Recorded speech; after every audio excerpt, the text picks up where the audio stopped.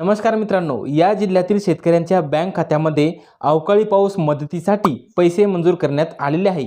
लवकरच हे पैसे लाभार्थ्याच्या बँक खात्यामध्ये जमा होणार आहे। यामध्ये पात्र जिल्ह्यांची नावे आलेली आहे। तुमचा जिल्हा आहे की नाही त्यासाठी हा व्हिडिओ नक्की शेवटपर्यंत पहा आणि आपल्या चॅनलवरती पहिल्यांदाच आला असाल तर चॅनलला सबस्क्राइब करून ठेवा, म्हणजे असेच महत्त्वपूर्ण व्हिडिओ आणि अपडेट तुम्हाला भेटत राहतील। तर चला मित्रांनो, व्हिडिओ सुरू करूयात।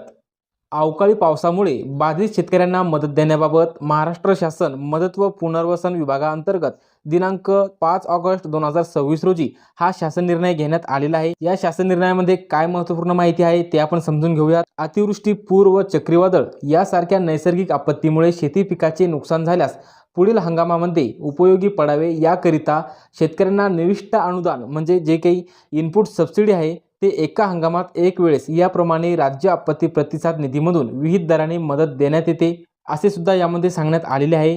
त्यानंतर शासन निर्णयामध्ये काय सांगण्यात आलेले आहे ते आपण पाहूयात। माहे मे 2026 या कालावधीत राज्यात विविध जिल्ह्यात अवकाळी पाऊस यामुळे शेती पिकांच्या नुकसानीसाठी शेतकऱ्यांना मदत देण्याकरिता 5,54,34,000 इतका निधी वितरित करण्यास शासनाची मंजुरी देण्यात येत आहे। मे 2026 या कालावधीत राज्यामध्ये झालेल्या जे काही अवकाळी पावसामुळे शेती पिकांचे नुकसान असेल यासाठी 5,54,34,000 इतका निधी हा वितरित करण्यास शासनाची मंजुरी देण्यात आलेली आहे। आता यामध्ये कोणकोणते जिल्हे असणार आहे याची सुद्धा आपण माहिती या ठिकाणी पाहूयात।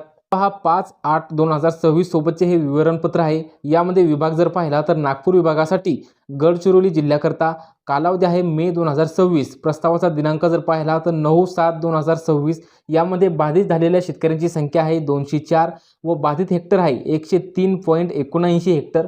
जो काही मिळणारा निधी आहे 17,85,000। त्यानंतर भंडारा जिल्ह्यासाठी मे 2026 या कालावधीसाठी जी काही बाधित शेतकरी संख्या आहे ती आहे 6,646। मिळणारा निधी आहे 3,76,90,000। एकूण नागपूर विभागातील शेतकरी संख्या जर पाहिली तर 6,850 आहे व मिळणारा जो निधी आहे तो 3,94,75,000 इतका निधी हा नागपूर विभागासाठी असणार आहे। त्यानंतर छत्रपती संभाजीनगर विभागासाठी जर पाहिलं तर छत्रपती संभाजीनगर जिल्हा असणार आहे। यामध्ये बाधित शेतकरी असणार आहे 171। मिळणारा निधी आहे 14,83,000। जालना जिल्ह्यासाठी जर पाहिलं तर बाधित शेतकरी संख्या आहे 383। मिळणारा निधी आहे 55,61,000।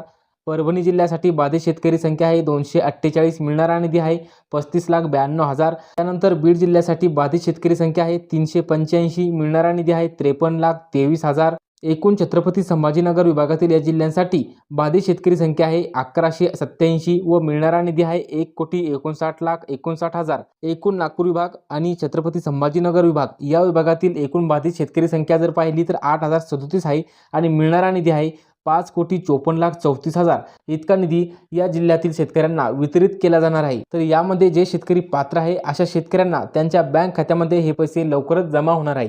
तर महत्त्वपूर्ण असा हा व्हिडिओ होता। आपल्या जास्तीत जास्त शेतकरी मित्रांना हा व्हिडिओ शेअर करा। धन्यवाद।